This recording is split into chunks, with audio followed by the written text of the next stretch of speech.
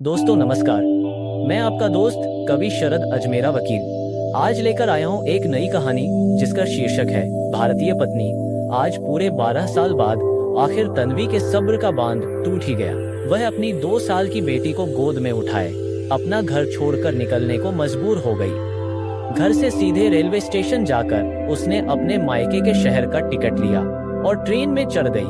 गुस्से के मारे उसका शरीर उसके वश में नहीं था। आज उसने फैसला कर ही लिया था कि अब वह घुट घुट के नहीं जिएगी और उसने आज वह एक भयानक कदम उठा लिया था। अब उसकी जिंदगी का क्या होने वाला था वह तो भगवान ही जाने।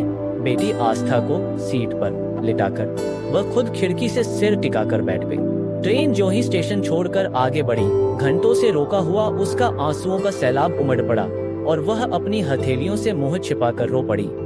आसपास के सहयात्रियों की कुतूहल भरी निगाहों का एहसास होते ही उसने आप को संभाला और आंसू पोंछकर खुद को संयत करने की कोशिश करने लगी। थोड़ी ही देर में वह ऊपर से तो सहज हो गई, पर भीतर का भयंकर तूफान उमड़ता घुमड़ता रहा। आसान नहीं होता है किसी औरत के लिए अपना बसाबसा या घर संसार अपने ही हाथों से बिखेर देना, पर जब अपने ही संसार में सांस लेना मुश्किल हो जाए तो खुली हवा में सांस लेने के लिए बाहर निकलने के अलावा कोई चारा ही नहीं रह जाता। जिस पुरुष के राज में स्त्री दुखी है उस पुरुष के घर में कभी खुशी नहीं आ सकती। जो स्त्री को नहीं समझ सकता वो वेद और उपनिषद भी नहीं समझ सकता। ईश्वर का सबसे सुंदर शास्त्र नारी है। जिसने उसे पढ़ लिया समझ लिया उसे फिर किसी शास्त्र की जरूरत नहीं है, क्योंकि नारी भावना और प्रेम भाव दोनों से भरी है। कभी उसके तन को भूलकर उसकी ममता रूपी प्रेम की सूरत को समझो तो स्वयं ही जान जाओगे कि तुमने क्या पा लिया। तंत्र में लोग नारी की उपस्थिति पहले करते हैं और ये जीवन भी तंत्र से अलग नहीं। नारी तुमको संपूर्णता देती है, तुम्हारे पुरुषार्थ को चमकाती है। तुमको पत्नी होकर, प्रेमिका होकर, बहन होकर किसी भी रूप में जब तुमसे जुड़ती है तो प्रेम ही देती है। यदि वो तुम पर अधिकार जताती है तो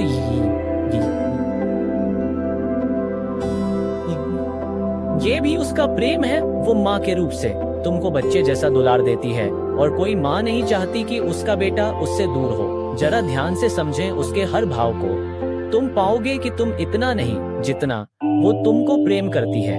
वस्तु न समझो, हवस से न देखो, कभी माँ की दृष्टि से देखो तो तुम स्वयं जान जाओगे कि ईश्वर का द्वार दूर नहीं, मुक्ति संपूर्णता में है। यदि तुमने अपने अंदर की प्यास को ममता के रूप में बदल दिया तो तुम किसी योगी से कम नहीं। रह रहकर तन्वी की आंखें गीली होती जा रही थी। सब कुछ भूलना और नई जिंदगी की शुरुआत कर पाना दोनों ही बहुत मुश्किल थे, पर अजीत के साथ पल पल मरमर कर जीना अब उसके बस की बात नहीं रह गई थी। तेरन अपनी पूरी गति से भागी जा रही थी और उसी गति से तन्वी के विचार भी चल रहे थे। आगे क्या होगा कुछ पता नहीं था। उसे इस तरह आया देख पता नहीं मायके में सबकी प्रतिक्रिया कैसी होगी। शादी के बाद अपने पति का घर छोड़कर मायके में लड़की कितने दिन इज्जत से रह पाए कुछ कहा नहीं जा सकता। अपना तो कुछ नहीं, पर आस्था के उज्जवल भविष्य के लिए उसे जल्दी से जल्दी अपना जीवन व्यवस्थित करना पड़ेगा और अपने पैरों पर खड़ा होना पड़ेगा। तन्वी सोच रही थी कि सब कुछ जानने के बाद शुरू के कुछ दिन तो सबका रवैया सहानुभूतिपूर्ण और सहयोगात्मक रहेगा, पर धीरे धीरे वह सब पर बोझ बन जाएगी। वहाँ लोग उसे अपने पर बोझ समझें इससे पहले ही उसे अपने पैरों पर हर हाल में खड़ा हो जाना होगा और अपना एक किराए का घर लेकर अलग रहने का इंतजाम करना होगा। नौकरी और पैरों पर खड़े होने की बात दिमाग में आते ही तन्वी का ध्यान फिर से अजीत की तरफ चला गया। शादी से पहले अच्छी भली नौकरी कर रही थी तन्वी, पर अजीत की ही वजह से उसे वह नौकरी छोड़नी पड़ी थी। तन्वी देखने और बात व्यवहार दोनों में ही अजीत से कहीं ज्यादा अच्छी थी और इसी वजह से ऑफिस से लेकर घर तक हर जगह उसकी तारीफ हुआ करती थी। शुरू में तो इसका कोई खास असर नहीं पड़ा था अजीत पर, लेकिन शादी के बाद 3 साल के अंदर ही तन्वी को 2 प्रमोशन मिल गए और अजीत को एक भी नहीं। तो धीरे धीरे अजीत के मन की हीन भावना बढ़ती चली गई और उसने अलग अलग बहानों से घर में क्लेश करना शुरू कर दिया। उसका एक ही समाधान वह निकालता था कि तन्वी तुम नौकरी छोड़ दो। हार कर घर की सुख शांति के नाम पर तन्वी ने अपनी नौकरी से इस्तीफा दे दिया। उस समय तो तन्वी को इतना नहीं खला था, पर अब उसे अपनी गलती का एहसास हो रहा है। अजीत की याद आते ही तन्वी फिर से असहज होने लगी। उसके द्वारा दी गई मानसिक यंत्रणाएं तन्वी के विचारों को मथने लगी। तन्वी सोचने लगी, मैं और कितना बर्दाश्त कर सकती थी। बर्दाश्त की भी एक सीमा होती है। घर परिवार की सुख शांति के नाम पर आखिर कोई औरत कब तक अपमान और तिरस्कार के घूंट पीती रह सकती है। सामने वाला किसी को हर पल यह एहसास दिलाता रहे कि हमारे जीवन में तुम्हारी कोई अहमियत नहीं है, तो क्या साथ रहना आत्मसम्मान को चोट नहीं पहुंचाता है। मानसिक यंत्रणाओं को आखिर कब तक मैं घर की सुख शांति और मान मर्यादा के नाम पर सहती और चुप रहती कि कम से कम मेरी चुप्पी से मेरी गृहस्थी तो बची रहेगी। घर का कलह बाहर वालों के सामने तो नहीं आएगा। अजीत को तो किसी की भी परवाह नहीं थी कि लोग क्या कहेंगे। उसकी दुनिया तो उससे शुरू होकर उस पर ही खत्म हो जाती थी। अपने आप को किसी शहंशाह से कम नहीं समझता था अजीत। अपना अतीत जैसे तन्वी को याद आता जा रहा था। उसका मन और तसैला हुआ जा रहा था। उसे खुद पर आश्चर्य होता जा रहा था कि आखिर इतने सालों तक वह सब कुछ क्यों और कैसे बर्दाश्त करती रही। उसे लगने लगा कि शायद पति के अत्याचार बर्दाश्त करते रहना पत्नियों की आदत में ही शुमार होता है। औरतों का एक तबका ऐसा होता है जो रोज पति के लात घूंस से खाता है। ऐसी औरतें बिरादरी के सामने पति को गालियां देती हैं, लेकिन सब कुछ भूलकर दूसरे ही दिन पति के साथ हंसती खिलखिलाती नजर आती हैं। दूसरा तबका वह होता है जो पति की एक धौंस भी बर्दाश्त नहीं करता। ऐसी औरतें रातों रात पति के अस्तित्व को ठोकर मारकर अपनी एक अलग दुनिया बसा लेती हैं।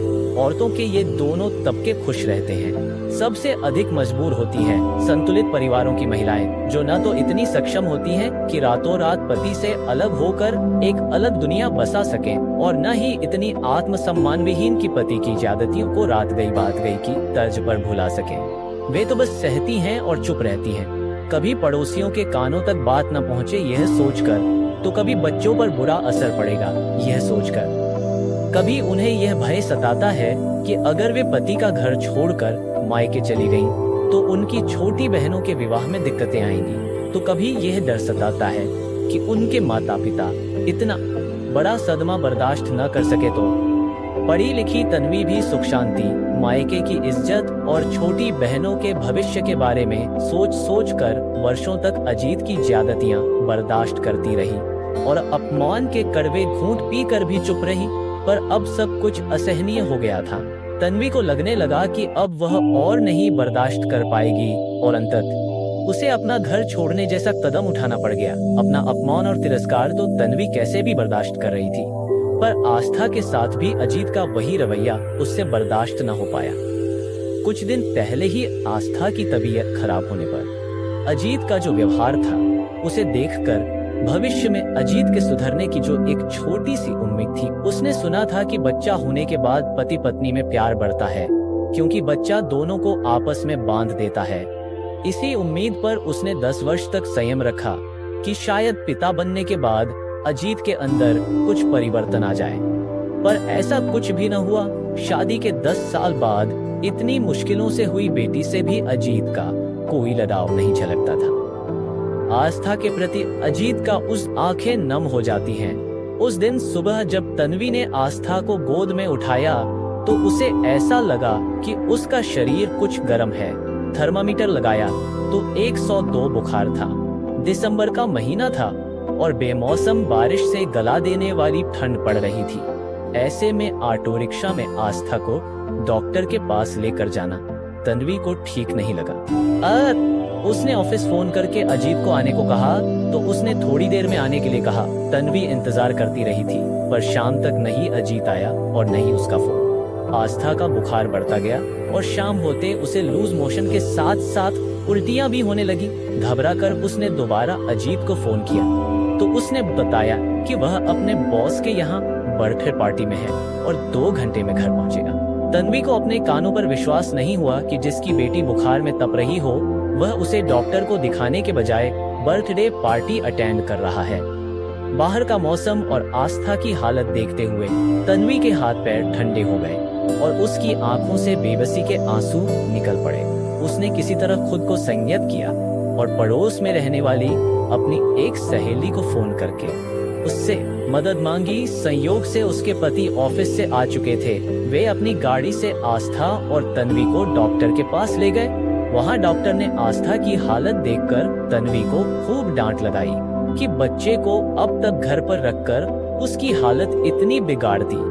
अपने आवेगों पर नियंत्रण रख बुखार में तपती बेसुध आस्था को लेकर जब तन्वी घर पहुंची तो घर के बाहर अजीत को खड़ा पाया। हड़बड़ी में ताला लगाकर तन्वी चाबी पड़ोस में देना भूल गई थी। तन्वी को देखते ही अजीत उस पर बरस पड़ा। चाबी देकर नहीं जा सकती थी। घंटे भर से बाहर खड़ा इंतजार कर रहा हूँ मैं। हालांकि अजीत का ऐसा अमानवीय व्यवहार तन्वी के लिए कोई आश्चर्यजनक नहीं था, फिर भी साथ में खड़ी सहेली और उसके पति की वजह से तन्वी का चेहरा अपमान से लाल हो गया। लेकिन उसने अपने सारे संवेगों को दबाते हुए बात को सहज बनाते हुए कहा, आस्था की हालत देखकर मैं इतनी घबरा गई कि हड़बड़ी में चाबी देना याद ही नहीं रहा। बुखार ही तो था, कोई मर तो नहीं रही थी जो सुना रही हो कि हालत बिगड़ रही थी। कहते हुए उसने तन्वी के हाथ से चाबी ली और दरवाजा खोलकर अंदर चला गया। बाहर खड़ी तन्वी की सहेली और उसके पति को धन्यवाद के शब्द कहना तो दूर उनकी ओर नजर उठाकर देखने तक की जहमत नहीं उठाई उसने। अपमान से लाल हुई तन्वी मुंह से कुछ न कह सकी, बस हाथ जोड़कर अपनी डबडबाई आंखों से उनके प्रति अपनी कृतज्ञता जाहिर कर दी। अजीत की अमानवीयता पर आश्चर्यचकित वे दोनों तन्वी को आंखों से ही हौसला बंधाते हुए वहां से तन्वी अंदर जाने के लिए मुड़ी ही थी कि अजीत का अगला बाण चल निकला। यारों के साथ ही जाना था तो मुझे फोन करने का नाटक करने की क्या जरूरत थी। उस समय तन्वी का मन किया था कि पास पड़ा गुलदस्ता उठाकर अजीत के सिर पर दे मारे, पर आस्था की मम्मी मम्मी की आवाज सुन उसने स्वयं को रोक लिया। और तुम जैसा दंदी मानसिकता वाला इंसान इससे ज्यादा और सोच ही क्या सकता है, कहते हुए स्वयं को आस्था के साथ कमरे में बंद कर लिया। उस रात तन्वी बहुत आहत हुई थी। ऐसा नहीं था कि अजीत ने पहली बार उसके साथ इतना संवेदनहीन व्यवहार किया था, पर इस बार बात केवल तन्वी के दिल को पहुंची चोट तक ही सीमित नहीं थी। बेटी का तिरस्कार और उसके लिए मर तो नहीं रही थी जैसे शब्द, पड़ोसियों का अपमान, पड़ोसियों के सामने उसकी बेइज्जती और फिर उसके चरित्र पर कसा हुआ फिक्रा, सब कुछ एक साथ। माँ तन्वी ने तय किया था कि उस दिन अजीत से बात करके उपहार के बदले उससे उसके व्यवहार में कुछ परिवर्तन लाने का वादा लेगी। उस दिन वह रोज की अपेक्षा जल्दी उठी और अजीत और आस्था के जगने से पहले ही घर का सारा काम ये सोचकर निपटा लिया कि आराम से बैठकर अजीत से अपनी समस्याओं पर चर्चा करेगी। उसने चाय बनाई और अजीत को उठाया। वह मन ही मन सोच रही थी कि किन शब्दों से अजीत को शादी की सालगिरह मुबारक कहे। तभी अजीत उससे अखबार मांग बैठा। अखबार तो अभी नहीं आया है, थोड़ी देर में आएगा। टोनी के इतना कहते ही अजीत ने चाय का कप दीवार पर दे मारा।